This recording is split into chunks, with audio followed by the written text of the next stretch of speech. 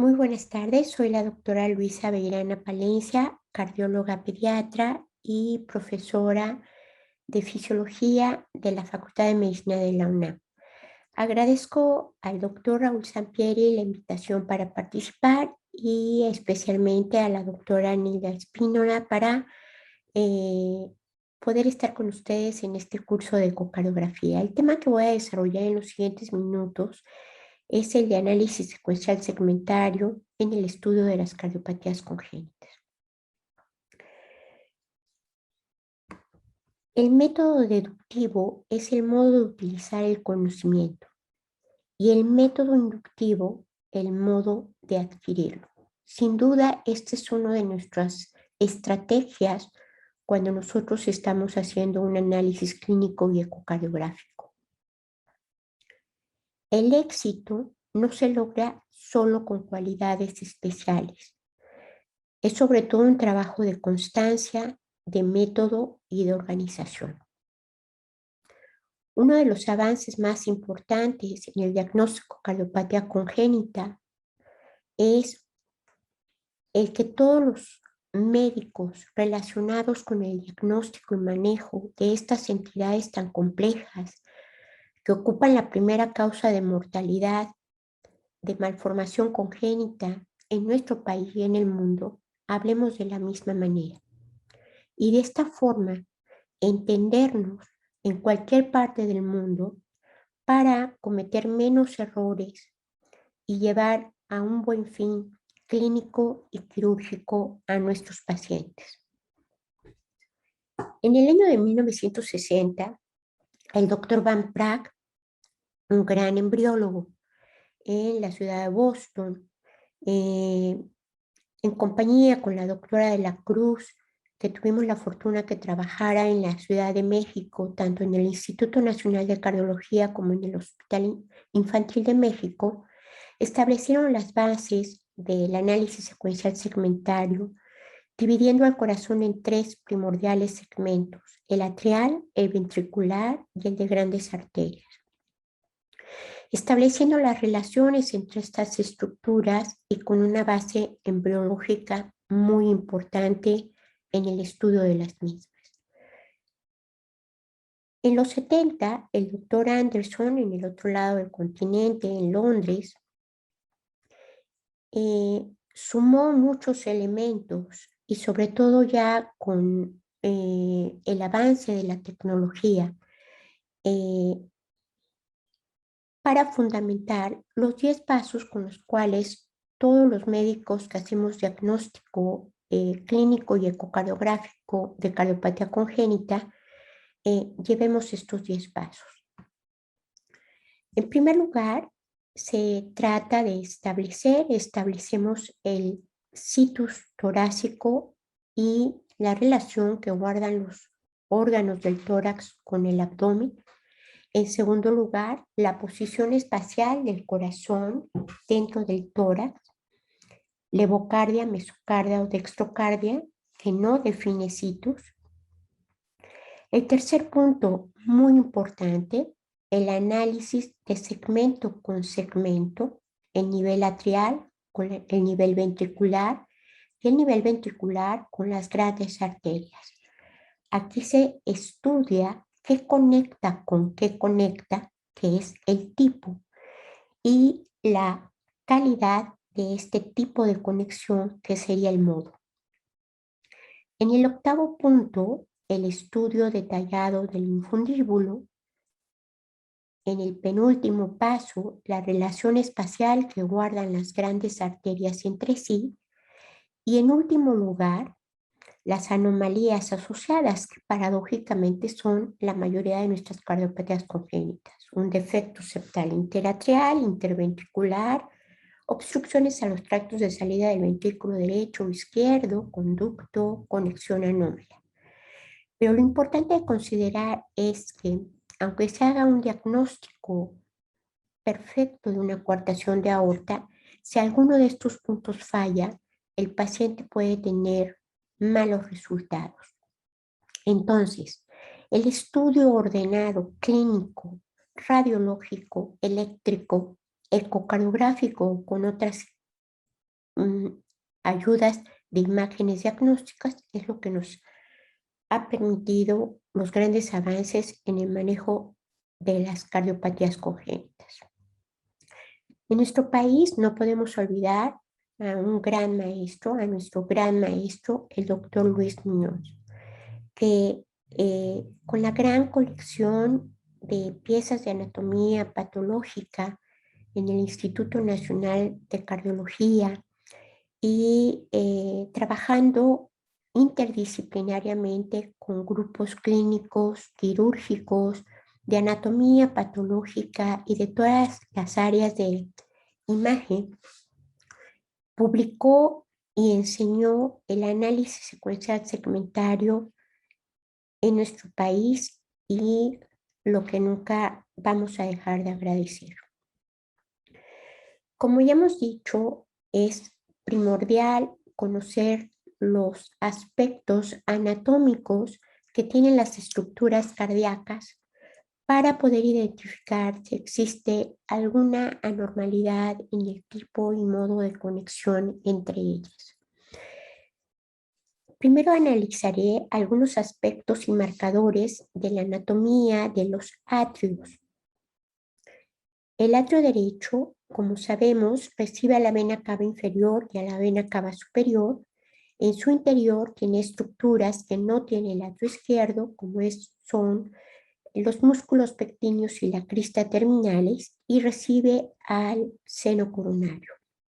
Sin embargo, todas estas características en patología cardíaca pueden estar ausentes, por ejemplo, ausencia del seno coronario, que haya interrupción de la vena cava inferior y no sirven como marcadores de la misma. El marcador importante es la visualización ecocardiográfica de la orejuela derecha, que tiene una base amplia y un borde redondeado. Esta es la estructura que buscamos ecocardiográficamente. Con respecto al atrio izquierdo, sabemos muy bien que en su interior no tiene las estructuras que mencioné para el atrio derecho, es decir, no hay músculos pectíneos ni crista terminales, que recibe a las 4 venas pulmonares, pero estas características tampoco son constantes, como por ejemplo cuando nos enfrentamos a una conexión anómala de venas pulmonares donde las venas no se conectan al atrio izquierdo. Y su marcador es la orejuela izquierda, que es anatómicamente diferente a la orejuela derecha y tiene una base estrecha y un borde festoneado, y se ha comparado con la oreja de un perrito o el ala de una gallina. Con respecto a los ventrículos, también es muy importante mencionar los marcadores ecocardiográficos. El ventrículo derecho es un ventrículo que en el septum tiene una trabécula gruesa, tiene estructuras anatómicas no presentes en el ventrículo izquierdo, una trabécula septomarginalis que se divide en dos ramas, en el septum infundibular y pliegue infundíbulo ventricular. Tiene banda moderadora, que es el primer marcador ecocardiográfico que debemos recordar. En segundo lugar, que la válvula AV derecha o tricúspide tiene una inserción más apical que la válvula AV izquierda y que las cuerdas tendinosas se insertan al septum. Entonces, estos tres son los marcadores ecocardiográficos: banda moderadora, inserción de cuerdas tendinosas al septum y válvula AV izquierda más apical, válvula AV derecha más apical que la izquierda. En cambio, el ventrículo izquierdo tiene un septum liso, no tiene banda moderadora, y la válvula AV izquierda tiene una inserción menos apical y sus cuerdas tendinosas no se insertan al septum, sino a la pared libre. Entonces, estos son los marcadores ecocardiográficos del ventrículo izquierdo y del ventrículo derecho. Cuando hacemos un ecocardiograma, como vemos nuestro primer ejemplo, identificamos el atrio qué orejuela tiene para así identificarlo al mismo. Aquí tenemos al atrio izquierdo con una orejuela de base estrecha y borde festoneado. Aquí tenemos el atrio derecho. Vemos que recibe a la vena cava inferior, no es un marcador, y tendríamos que buscar en imágenes ecocardiográficas específicas el atrio derecho.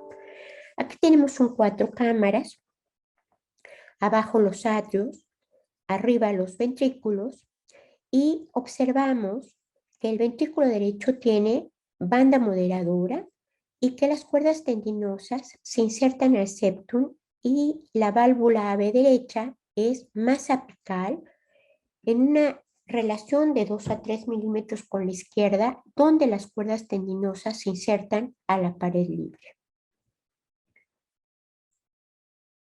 Habiendo ya revisado los aspectos anatómicos y los marcadores ecocardiográficos que nos van a ayudar a identificar las cavidades, vemos que el primer paso en el análisis secuencial segmentario es el estudio del situs. Situs es la relación espacial que guardan ciertos órganos de la economía con el plano longitudinal del cuerpo. Típicamente se ha estudiado el situs, es decir, el sitio donde están ciertas estructuras, con una triada. La triada hepato-cabo-atrial. Cuando nosotros hablamos de un situs solitus, lo definimos porque el lóbulo mayor del hígado está del lado derecho, la vena cava inferior del lado derecho y el atrio morfológicamente derecho por su orejuela del lado derecho.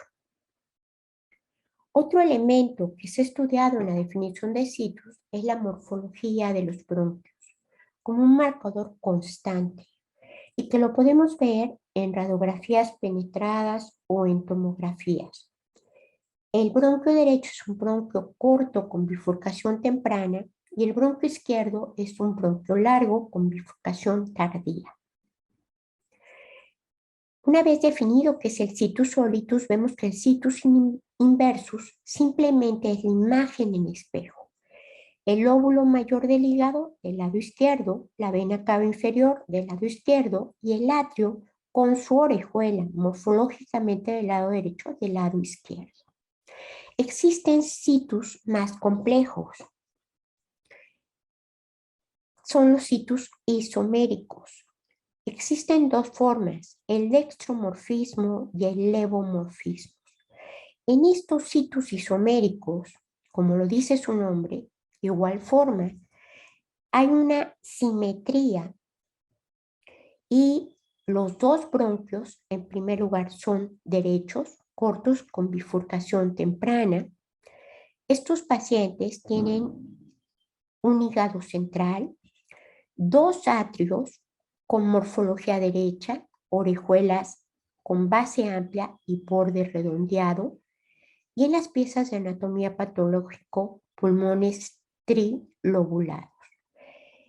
En levomorfismo, los bronquios son izquierdos, largos con bifurcación tardía, pulmones bilobulados, hígado central y atrios morfológicamente izquierdo, bases estrechas con bordes festoneados. Es importante mencionar que la mayoría de las cardiopatías congénitas ocurren en situs solitus, pero que siempre que tengamos estas posibilidades más complejas, pues tenemos una mayor obligación de un estudio muy completo en busca de malformación congénita. Observamos un punto importante en el análisis secuencial segmentario, que es la posición espacial del corazón en el tórax. Levocardia, cuando está a la izquierda, dextrocardia, cuando se encuentra en el hemitórax derecho, y mesocardia en una posición media.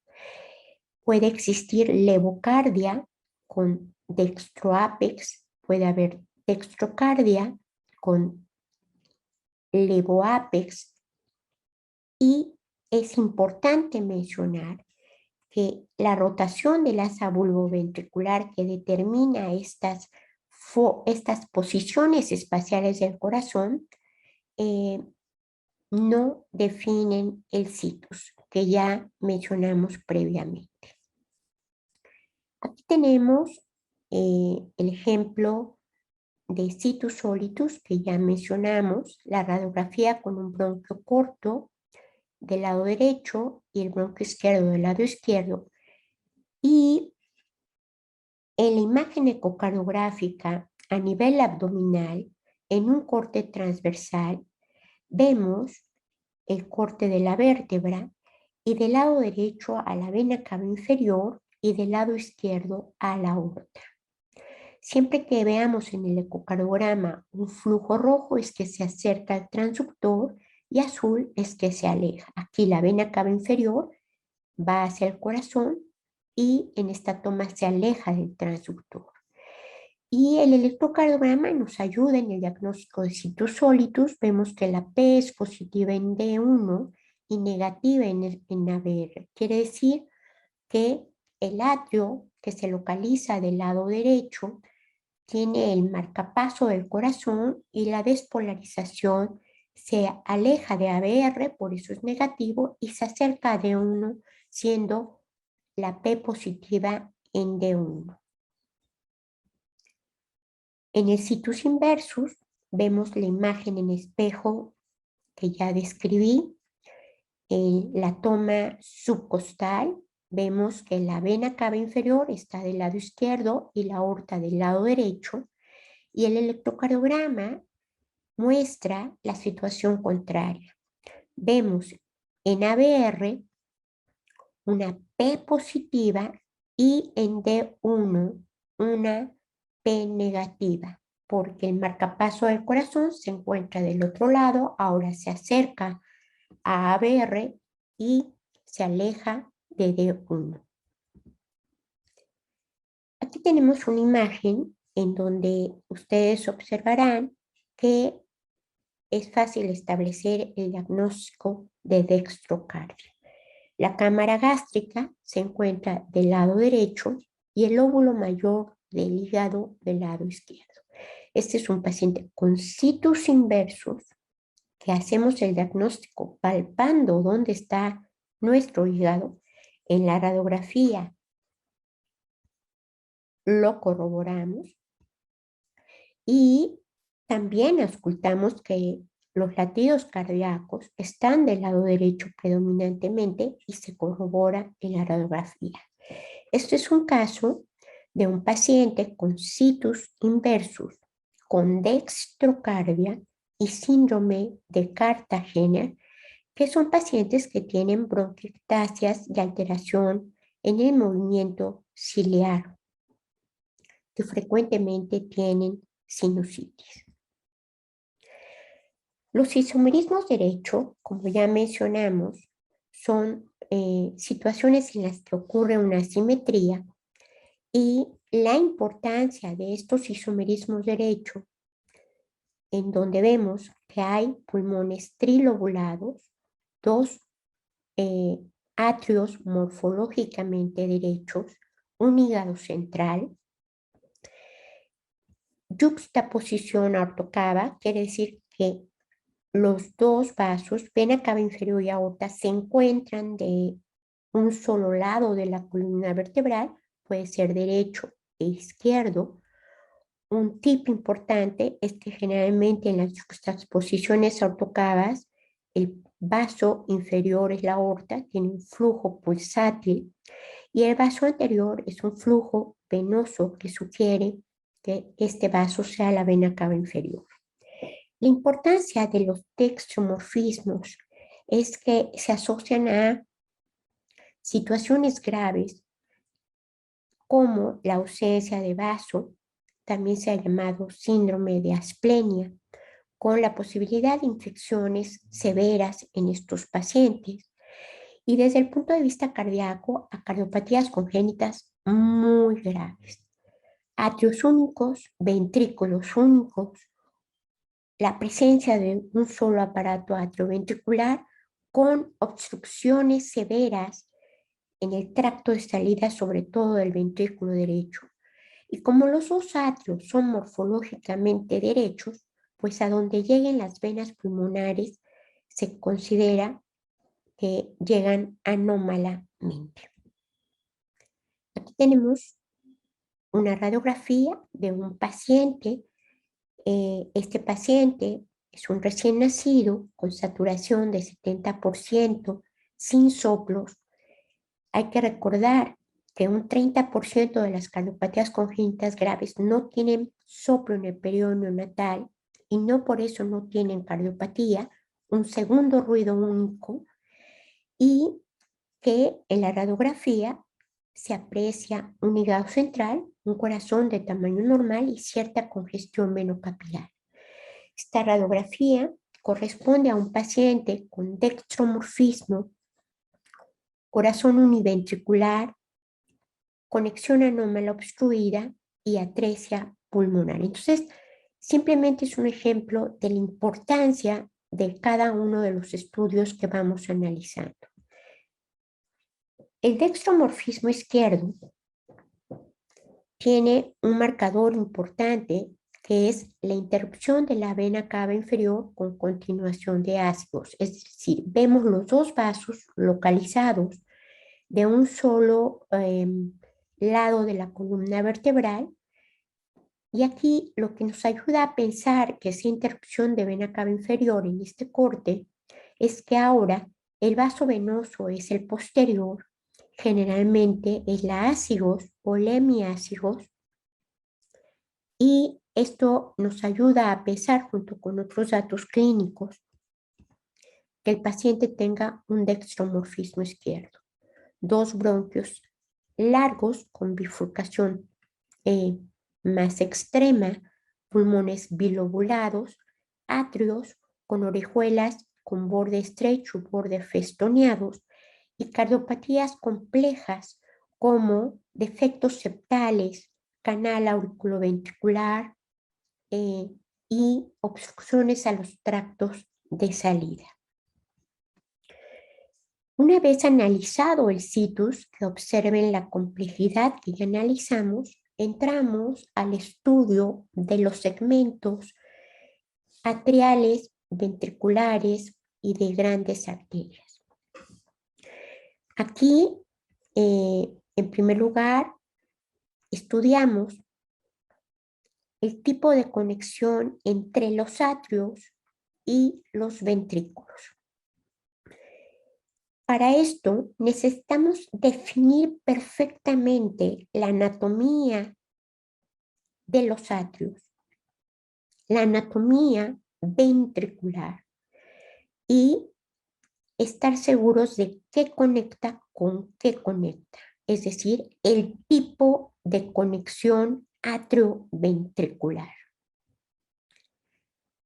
Pueden existir 5 variaciones: concordante, discordante, ambigua, doble entrada y ausente. Concordante es cuando estamos seguros que un atrio morfológicamente derecho conecta con un ventrículo morfológicamente derecho y un atrio izquierdo con el ventrículo izquierdo. Discordante cuando el atrio derecho conecta con un ventrículo morfológicamente izquierdo y el atrio izquierdo con un morfológicamente derecho. Ambiguo cuando tenemos dos atrios morfológicamente derechos o morfológicamente izquierdo y de un lado decimos que es concordante y de otro lado es discordante. Como esta situación no es posible, decimos que existe ambigüedad. Un concepto muy importante es que los ventrículos tienen 3 componentes: una vía de entrada, una porción trabecular y una porción de salida. Para que un ventrículo sea ventrículo, la parte primordial que debe de tener es la vía de entrada. La vía de entrada es la válvula AV, y para que sea un ventrículo tiene que ser más del 50% de esa válvula. Si esa cámara tiene menos del 50% del aparato valvular, no es ventrículo y no se podría someter a una corrección biventricular. De esta manera, nuestra cuarta forma de tipo de conexión es la doble entrada a una sola cámara ventricular, cuando más del 50% de cada orificio entra a una cámara y estos son corazones univentriculares. Y el quinto tipo es cuando una válvula no se desarrolla, como en este caso, la ausencia de la conexión AB derecha o atresia tricuspidia, existiendo, claro, la posibilidad de ausencia de conexión de, el ventrículo izquierdo. Aquí tenemos los 5 tipos: concordante, discordante, ambigua, ausente y doble entrada. Aquí un ejemplo ecocardiográfico en donde vemos que este atrio tiene un tipo de conexión con un ventrículo donde las cuerdas tendinosas se insertan al septum y el atrio tiene una orejuela con una morfología izquierda. Entonces, potencialmente estamos ante una discordancia atrioventricular. Y del otro lado, observamos del lado izquierdo porque este ventrículo, sus cuerdas tendinosas se insertan a la pared libre y es menos apical que el aparato AB derecho, que tiene una orejuela con una base amplia y un borde redondeado. Entonces estamos ante una discordancia atrioventricular, un tipo de conexión atrioventricular. Y el modo, pues ambos lados está perforado. Aquí estamos ante otro tipo de conexión en donde vemos un piso, no hay válvula y del lado izquierdo sí. Aquí hay una ausencia de conexión de la válvula AB derecha, es otro tipo de conexión y esto, al no tener esta conexión entre el atrio y el ventrículo derecho, lo consideramos un corazón univentricular. Tipo de conexión: ausencia de conexión AB derecha. Otro caso en donde observamos un atrio único, dos orejuelas probablemente de morfología izquierda, una válvula en donde el mayor porcentaje cae en esta cámara ventricular y en esta pequeña cámara vemos que el porcentaje de válvula prácticamente es mínimo. Por lo tanto, estamos en una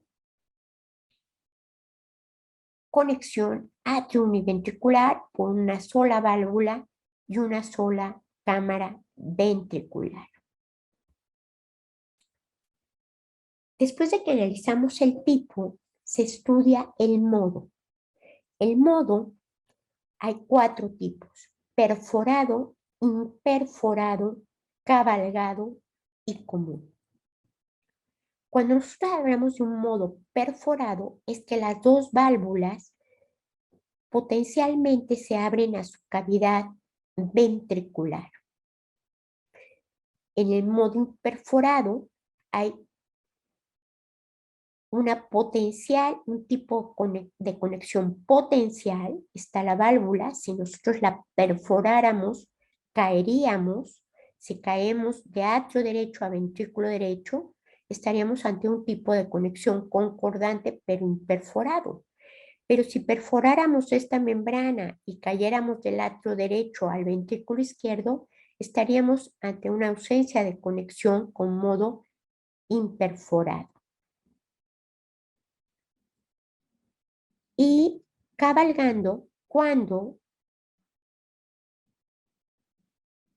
menos del 50% de esta válvula sobrepasa el tabique interventricular. Quiere decir que más del 50% le pertenece a un ventrículo y menos a la válvula. Por lo tanto, estamos ante un modo cabalgado. Y común cuando tenemos un solo aparato auriculoventricular. Aquí tenemos un ejemplo de un cabalgamiento. Aquí vemos cómo esta válvula pues realmente le pertenece al ventrículo derecho, porque si vemos el orificio, el 80% está con respecto al ventrículo derecho, pero cabalga un 20%. Esto pasa, por ejemplo, en la tetralogía de Fallot. Y existe otra modalidad en donde las válvulas están al 100% con una cámara ventricular, pero son las cuerdas tendinosas las que se insertan del otro lado. Estos hallazgos anatómicos ecocardiográficos son muy importantes en los resultados quirúrgicos de los pacientes. Vamos a tener algunos ejemplos de modos de la conexión atrioventricular. Aquí tenemos un defecto de la tabicación atrioventricular, un canal auriculoventricular, en donde vemos que hay una sola válvula, un tipo de conexión concordante. El atrio derecho conecta con el ventrículo derecho, el ventrículo izquierdo con el atrio izquierdo, pero el modo es una sola válvula. ¿Sí? Aquí vemos el cortocircuito en forma de mariposa, una hendidura mitral en un defecto de septación atrioventricular.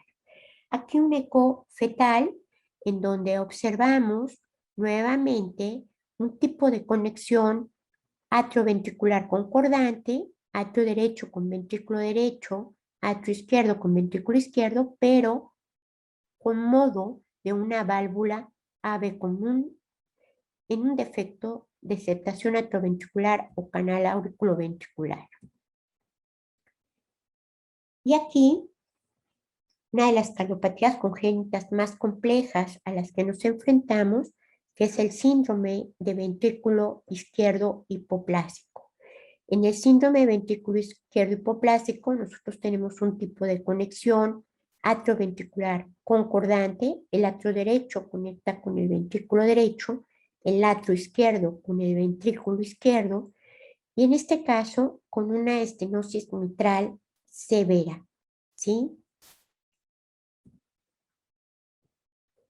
En el tipo de conexión ventrículo-arterial, volvemos a analizar la morfología de los ventrículos y las características anatómicas de los vasos que emergen de él, y establecemos las posibilidades de los 5 tipos de conexión ventrículo-arterial.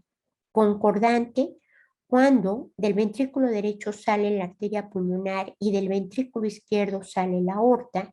Discordante, cuando del ventrículo derecho emerge la aorta y del ventrículo izquierdo la arteria pulmonar.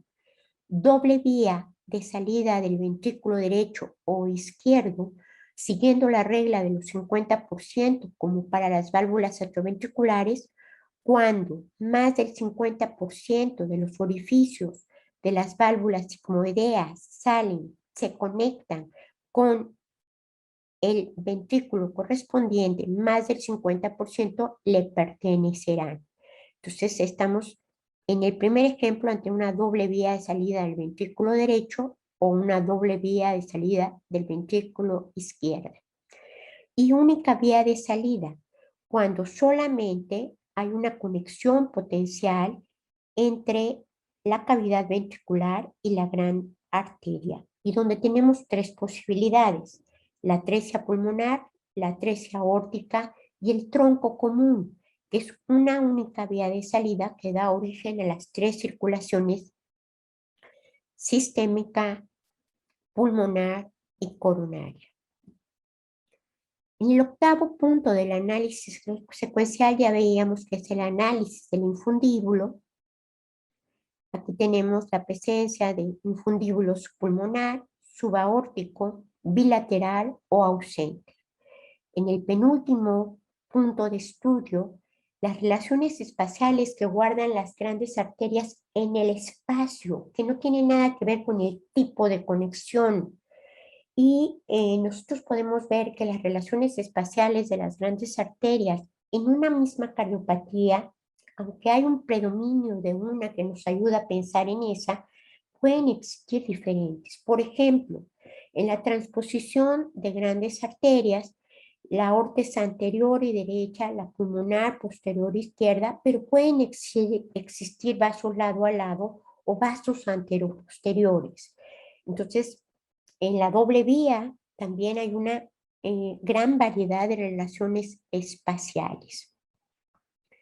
Y aquí vemos algunos ejemplos en donde vemos que del ventrículo izquierdo emerge la arteria pulmonar, del ventrículo derecho la aorta, vasos en paralelo, y estamos ante una transposición de grandes arterias siempre que confirmáramos que la conexión atrioventricular es concordante, claro.